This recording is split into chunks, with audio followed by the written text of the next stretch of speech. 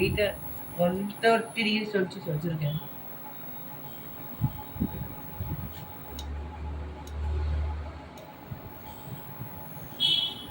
இது சூடாகிறதுக்குள்ள தேவையான பொருளை பார்த்துடலாம்.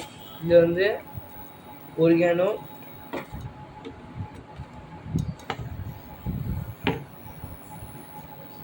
இது இருக்கு, பிரெட்டு, தக்காளி, வெங்காயம், பட்டர்.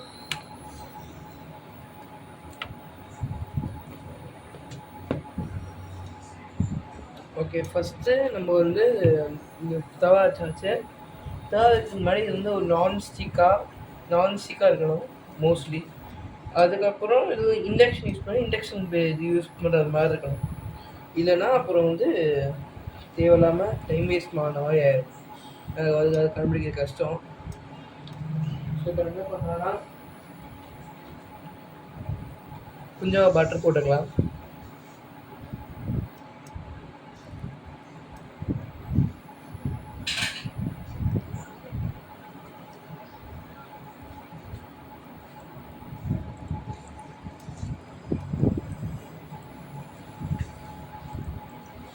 பட்டர் போட்டு ஃபுல்லாக ஸ்ப்ரெட் பண்ணிவிட்டு இப்போ என்ன பண்ணணும், ஒரு ப்ரெட் எடுத்து இங்கே வச்சுக்கலாம். ஃபஸ்ட்டு ஒரு லைட் டோஸ்ட்,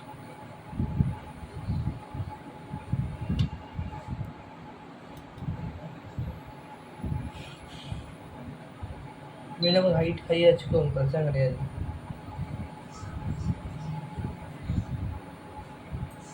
பட் இது வந்து ரொம்ப சூடாக விடாமல் நாட்டில் திருப்பிட்டே இருங்க. ஏன்னா அது வந்து ரொம்ப டோஸ்ட் ஆகிடுச்சுன்னா அதுக்கப்புறம் வெட்ட முடியாது, ரஸ்கமாக ஆயிடும்.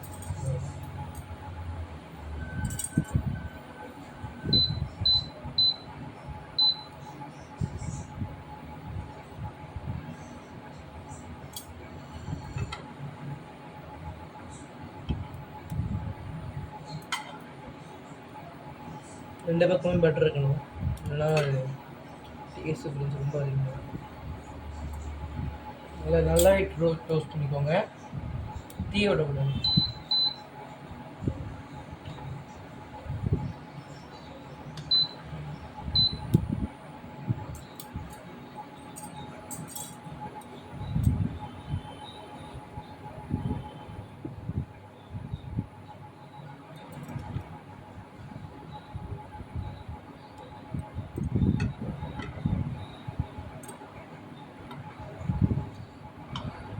தீஞ்சிச்சு. இந்த மாதிரி இப்போ வந்து நம்ம இதை ஆஃப் பண்ணிடணும். ஒரு பக்கம் தீனா கூட பிரச்சனை இல்லை, ரெண்டு பக்கம் தீயக்கூடாது. இன்னும் தீந்துன்னா ஃபுல்லாக தீயாது, இன்னும் ரஸ்கமாக அந்த ரொம்ப முருமுன்னு ஆகாது. இதை நம்ம கரெக்டான டெக்ஸ்சரு. ஸோ இந்த பக்கம் தீந்துச்சு. ஐயோ, ஓகே. இப்போ என்ன பண்ணலாம்னா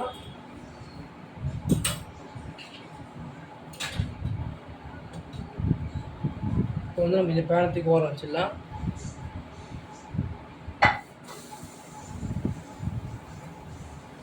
ஓரம் வச்சுட்டு கட்டிங் போர்டு எடுத்துகிட்டு இந்த நம்ம ப்ரெட்டு வந்து கொஞ்சம் ரொம்ப ரோஸ்ட் ஆகாம தான் இருக்குது, பிரச்சனை இல்லை.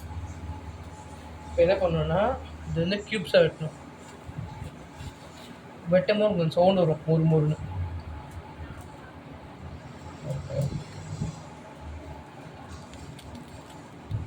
சவுண்ட் கேட்டுச்சா? இப்போது அந்த மாதிரி சவுண்டு வரும்.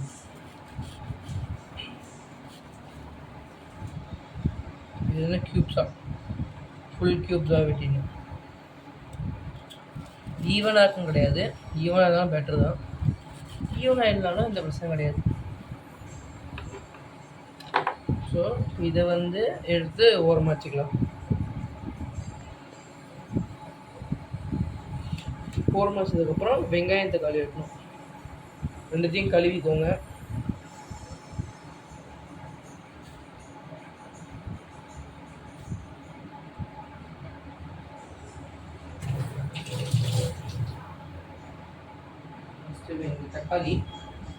தக்காளி வந்து வெட்டுறதுக்கு வந்து அடிமை என்ன பண்ணணும்னா மேலே இந்த டாப் பார்ட் வந்து வெட்டிடணும். டாப் பார்ட்டும் ஓடம் எடுக்கணும், அப்போ தான் வெட்ட ஈஸியாக இருக்கும்.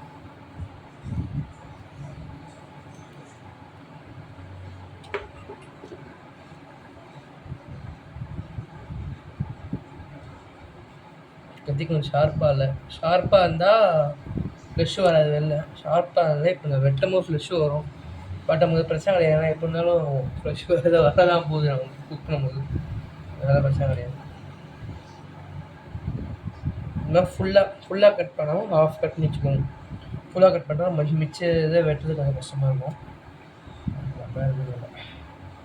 அதே மாதிரி இந்த பக்கமும் நீங்கள் பார்த்தீங்கன்னா இப்போ நம்ம ப்ரெட்டை வெட்டின மாதிரியே ஸ்லைஸ் வந்துடும். இப்போ எதுவும் பிச்சுக்கலாம், பிச்சுக்கலாம், அதை மொத்தமாக வெட்டிக்கலாம். பிக்கிறது பெட்ரு. இதை பொறுத்த வரைக்கும் வெட்டணும்னா இப்போ நம்ம எப்படி வெட்டணும் தெரியாது, பிக்கிறது கொஞ்சம் ஈஸியாக இருக்கும். பாருங்க. ஸோ இப்போ தக்காளி வெட்டி முடிச்சாச்சு.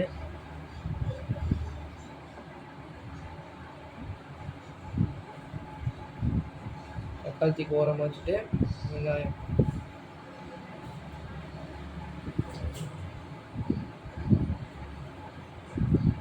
வெங்காயம் வெட்டும் போது கண்ணேறி ஆரம்பிச்சிடும் சீக்கிரமாக. அதனால் முடிஞ்சளவுக்கு சீக்கிரமாக வெட்டணும் வெங்காயத்தை. வெங்காயம் அதே மாதிரி தான். ஸோ அப்போ இது வெங்காயம் வெட்டுறது அது தெரியும், இங்கே விட வெட்டியாகணும் வழியில். தக்காளி அப்படி வெட்டினா வெட்டுறது கொஞ்சம் ஈஸியாக இருக்கும், வேறு ஒன்றும் இல்லை.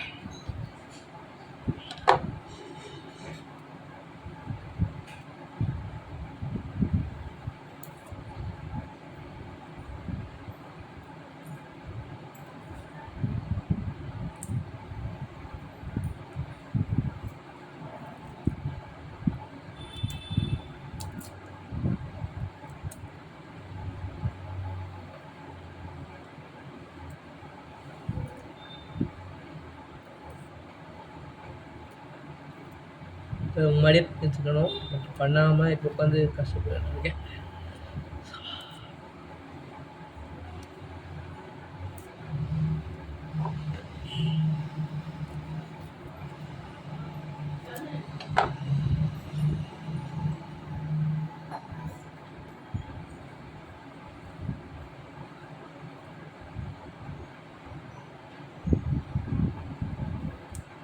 ஒரு பிரேக் வந்துருக்கும், அது ஒன்றும் இல்லை.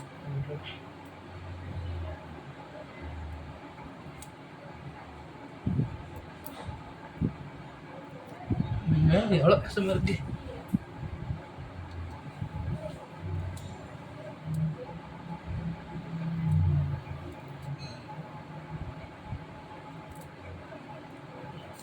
தோல் உரிக்க ரொம்ப கஷ்டமாக இருந்துச்சுன்னா அது கிலர் கோடை போட்டு அது கீழே ஒரு லேயர் வெட்டி வரும், அது ஒன்றும் இல்லை. ஏன்னா இப்போ நான் பண்ண பொருள் ஒரு படி தான் வாங்க போகிறேன்.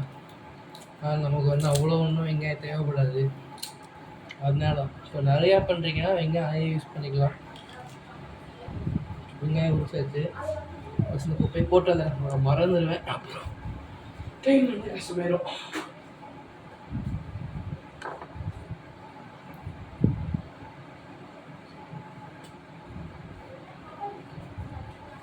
ஸோ வெங்காயம் சொல்லிக்கலாம், வெங்காயம் அதே மாதிரி தான் ஃபுல்லாக கட் பண்ணாமல்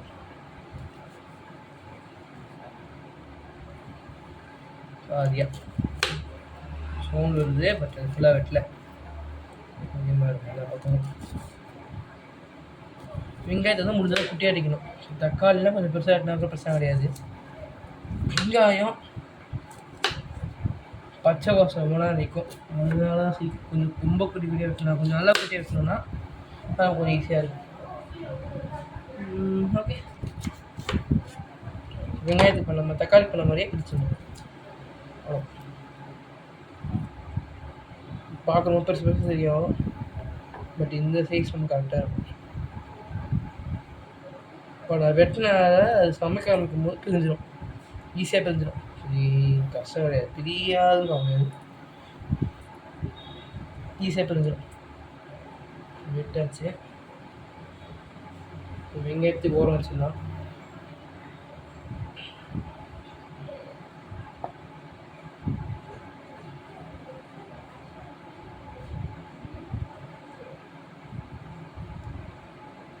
ஓகேவா, அடுத்து இப்போ இந்த கட்டிங் போகிறதுக்கு ஓரம் வச்சுட்டு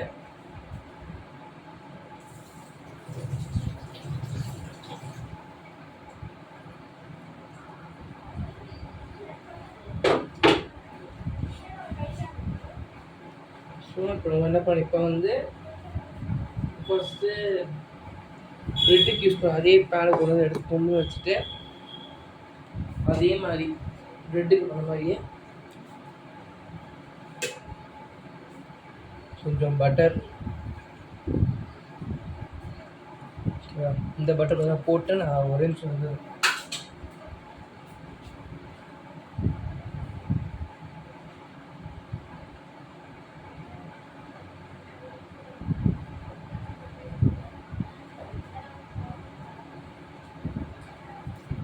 பட்டர் ஏதாச்சும் ஒழியும் வேறு ஒன்று இது ஆன் பண்ணணும்.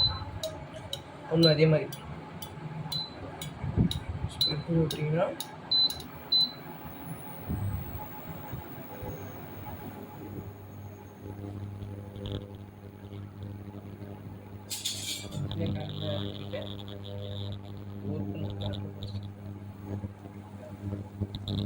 பட் சீக்கிரம் மூடிக்கிறோம். பட்டர் ஒருமே இல்லைன்னா அப்புறம் பட்டர் வந்து பாதி ஆக ஆரம்பிச்சிடும். இப்போ என்ன பண்ணணும்னா ஃபஸ்ட்டு வெங்காயம் தக்காளி ரெண்டு ஒன்றாவே போட்டுருங்க.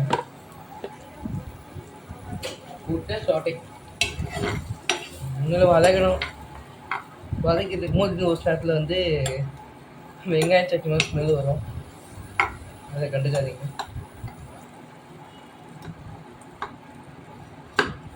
இன்னும் முடிஞ்சால் குத்து விட்டுக்கும், அது வந்து சீக்கிரமாக cook ஆகுறதுக்காக.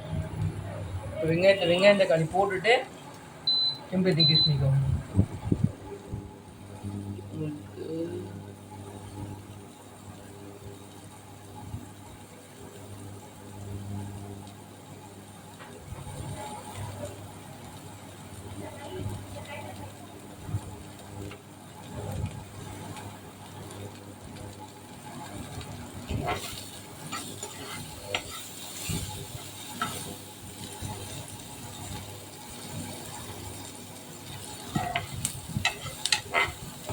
Deep focus high focus ஆகும். ஃபோன் கேமரா தான் சுற்றி எடுத்துருக்கேன்.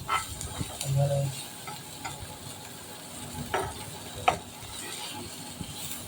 இது நல்லா வதக்கக்கூடாது. இது வந்து இது மாதிரி இங்கே நிறைய இருக்குல்ல, அவன் தெரியக்கூடாது. இது இதுவே தனியாக தெரியக்கூடாது. இந்த அளவுக்கு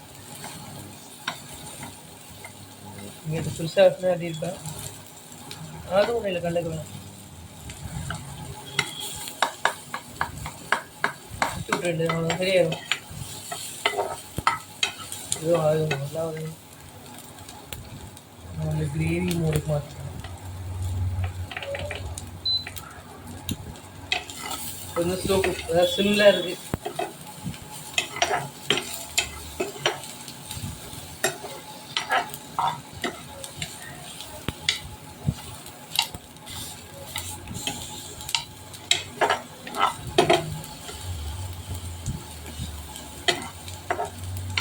நல்லா குக் ஆகிட்டு இருக்கும்போது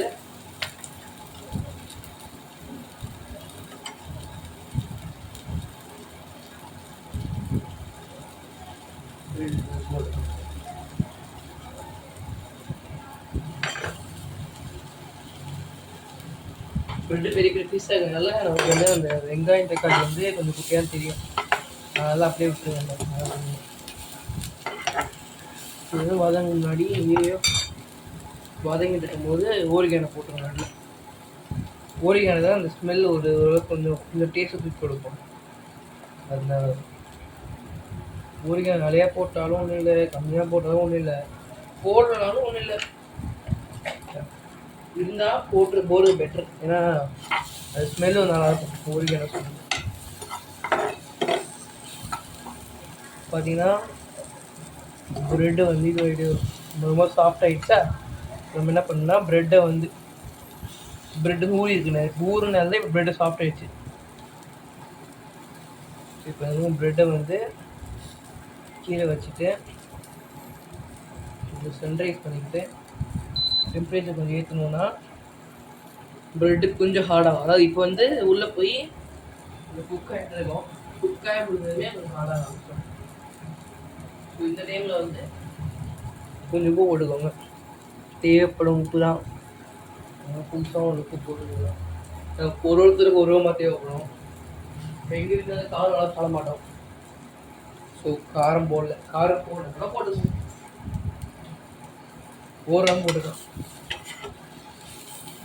இப்போ இதை வந்து நம்ம வந்து ரசத்துக்கு ஸ்நாக்ஸ் ஈவினிங் ஸ்நாக்ஸை வச்சு சாப்பிட்டுக்கலாம். இப்போ ரசத்துக்கு சாப்பிட்றது வந்து ப்ரெட்டுக்கு பதிலாக அதை கருணக்கிழங்கு உருளைக்கிழங்கு அதை வந்து அவிச்சு வச்சு செஞ்சு சாப்பிட்டுக்கலாம். அது வந்து இதை விட ப்ரெட்டை விட டேஸ்ட் ஆகும். ப்ரெட்டு வந்து ஈவினிங் ஸ்நாக்ஸு அந்த மாதிரி டைம் வந்து சாப்பிடலாம். ஏன்னா ப்ரெட்டை வந்து சாப்பிட்டு வச்சு சாப்பிட்டீங்கன்னா நிறைய சாப்பிட பிடிக்காது. ரசமே இருந்தாலும் சாப்பிட பிடிக்காது. ஓகே, இப்போ குக் ஆகிட்டு இருக்கு. ஸோ இது வந்து இப்போ நல்லா ஓரளவுக்கு 3 நிமிஷம் தீ அமுக்கிறோம். அதனால் இப்போ நான் ஆஃப் பண்ணிவிட்டு அது ஆஃப் பண்ணி அந்த ஹீட்லேயே கொஞ்சம் நேரம் கிடக்கும். அது அந்த ப்ரெட்டு வந்து கொஞ்சம் ஹார்ட் ஆகுது. ஓரளவுக்கு ஹார்ட் ஆகிடுச்சா, இந்த மாதிரி ப்ரெட்டு இன்னும் கொஞ்சம் ஹார்ட் ஆகும்.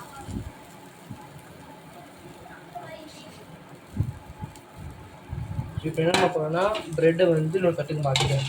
ப்ரெட்டு மொத்தமாக. ஓகே, பார்த்தீங்கன்னா ஒரு நல்லா வச்சா இது வந்து இன்னொரு தட்டுக்கு மாற்றி கொண்டு வந்துடுறேன். நிமிஷம்.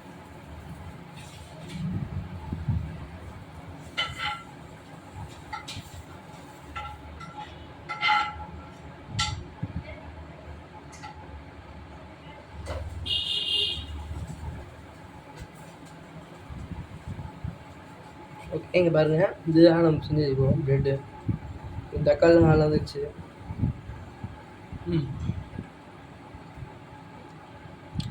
டேஸ்ட் நல்லா இருக்குது. ப்ரெட் அதேமாதிரி கொஞ்சம் ரொம்ப சாஃப்டாகலாம் ரொம்ப சதுவாக இல்லை.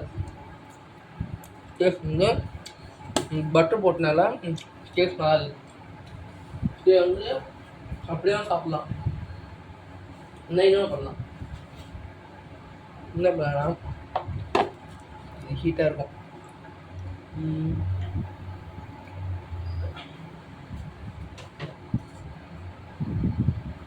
ஃபேனே எடுத்துக்க, ஃபேனை பெருக்கி வச்சுக்கோ. அப்புறம் என்ன பண்ணலாம்னா அப்படியே சாப்பிடலாமா, என்ன பண்ணுவோம்னா இது வந்து ஒரு போர்ட் ஸ்லைஸாக ஸ்டாப் வச்சுக்கலாம். இந்த ஸ்லைஸ் எடுத்துகிட்டு இந்த ஸ்லைஸுக்கு மேலே வச்சுக்குவோம். இந்த ப்ரெட்டை வெங்காயத்தோடு வைக்கணும். வெங்காயம் எல்லாம் வச்சிடாதீங்க, அப்புறம் டேஸ்ட் ஒன்றுமே தெரியாது. ப்ரெட்டு கூட ப்ரெட்டு டோஸ்ட் பண்ணி வச்சுக்குவோம். அதை ஸோ வச்சுட்டிங்கன்னா ஸோ வந்து ப்ரெட்டில் பண்ணுறது ஸ்நாக்ஸை பண்ணிக்கலாம். இல்லை நீங்கள் சாப்பாடு பண்ணுறதா இருந்தீங்கன்னா இதே ரெசிபி ரெசிபி வந்து அவ்வளோ ஒன்றும் டிஃப்ரெண்ட் ஆகாது. கிழங்கு மாதிரி ஏதாவது ஒரு பொருளை வந்து வச்சுக்கிட்டிங்கன்னா பெட்டர். அப்புறம் என்ன செடி டேஸ்டாக இருக்குது. நல்லா இருக்குது. பார்க்கலாம் என்ன பண்ணலாம், ஓரிகானோ போட்டுட்டு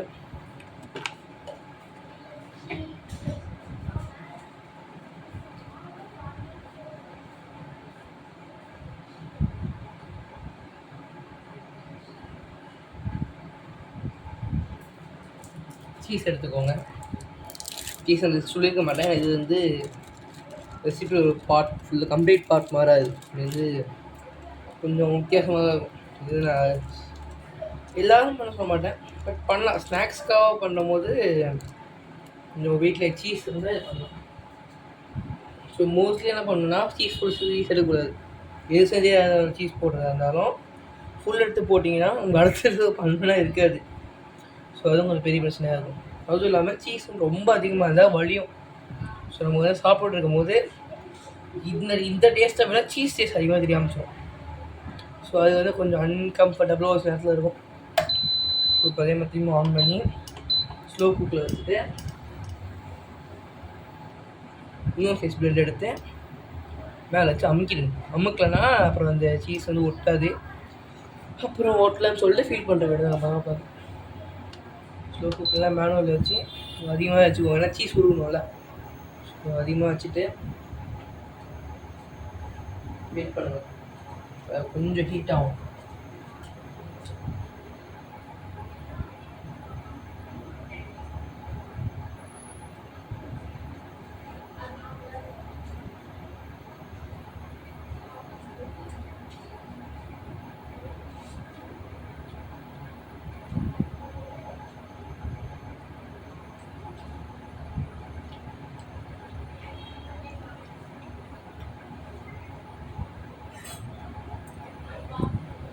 இன்னொரு விஷயம், இந்த மாதிரி பேனை சமைக்கிறது இருந்தீங்கன்னா இது எடுத்துக்கோங்க. இது வந்து வடை சோறு யூஸ் வந்து அப்பளம் எடுக்க யூஸ் பண்ணுவாங்க எங்கள் வீட்டில். அதனால் அதை யூஸ் பண்ண முடிச்சிட்டேன். இது கொஞ்சம் ஈஸியாக இருக்கும், பிடிச்சி எடுக்க ஈஸியாக இருக்கும். இந்த மாதிரி கொஞ்சம் இன்க்ரீஸ் இது ஹைட் அதிகமாக இருக்குது அதில். வேறு ஒன்று இருக்குது, பிரிஞ்சு வரும், பிரிஞ்சு வருது. டாப் சைஸில் இப்போ நான் கீழே இருந்து சீஸ் ஆக மறந்துட்டேன், அதான் பிரச்சனை.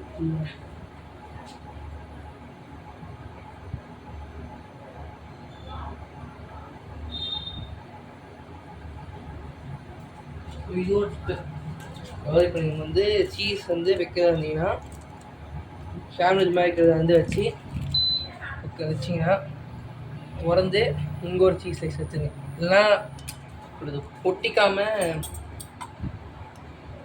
தண்ணியாக இருக்கும், எதுவும் சாப்பிட முடியாதுல்ல, அதனால ஐயோ வேறு வழி இல்லை. நான் பண்ணாதீங்கன்னு சொல்ல தான் நான் பண்ண அப்படின்னு என்ன ஒன்றும் இல்லை, செஞ்சு பார்க்கலான்னு சொல்லிட்டு காலை பண்ணிக்கிட்டு இருந்தேன். அப்போ வந்து ப்ரெட்டு வாங்கினது, அந்த ப்ரெட்டு தான் மிச்சத்துக்கு சரி அது வேஸ்ட் பண்ணுவானே அப்படின்னு சொல்லிட்டு தான் அதுலேயே ஃப்ளேம் ஒரு காமிச்சி சருக்கு பண்ண பார்த்தீங்களா, கிஞ்சிச்சு.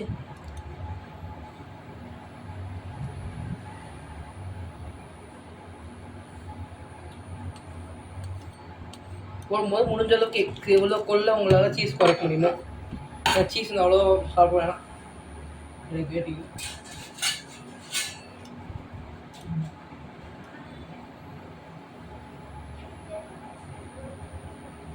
சாப்பிடன்றத யூஸ் பண்ண வேணாம், அந்த டேஸ்ட் வந்து மற்ற டேஸ்ட் டாமினேட் பண்ணிடுச்சுன்னா அதுவும் முடியுது.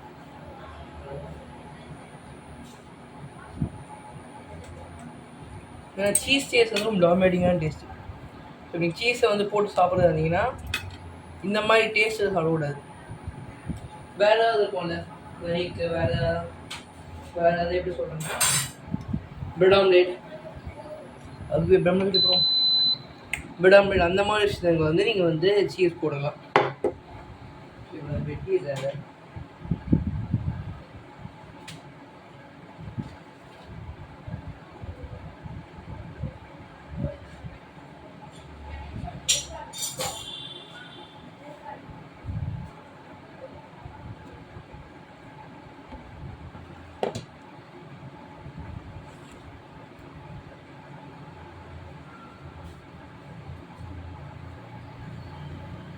கொஞ்சம் ஷார்ப்பான கத்தி எடுத்து இதோ இதான் அந்த சவுண்ட் சொன்னால ரஸ்கி சவுண்ட், இதுதான் ஃபஸ்ட் டைம் பண்ணும்போது வந்துச்சு எனக்கு. சரி குட்டி குட்டி சைஸ் ப்ரெட்டில் ஒன்றா இருக்குங்க. இப்போ வந்து இதை பிரித்து பார்த்தீங்கன்னா சீஸ் வந்து ஈவனாக உருகி இருக்கும். இப்போ அதாவது இப்போ இந்த 2 சைஸ் பிரியாது இல்லைங்களா, பார்த்தீங்கன்னா ப்ரெட்டு வந்து ஒன்றா ஒட்டிகிட்டு இருக்கும். சீஸ் சூப்பராக இருக்கும், எதுவும் சாப்பிட்டு பார்க்கணும். நல்லா இருக்கும். நீங்கள் வாங்கும்போது இந்த ப்ரெட்டு மட்டும் டீம் பார்த்துக்கோங்க. ஓகே பாய், அடுத்த வீடியோ பார்க்கலாம்.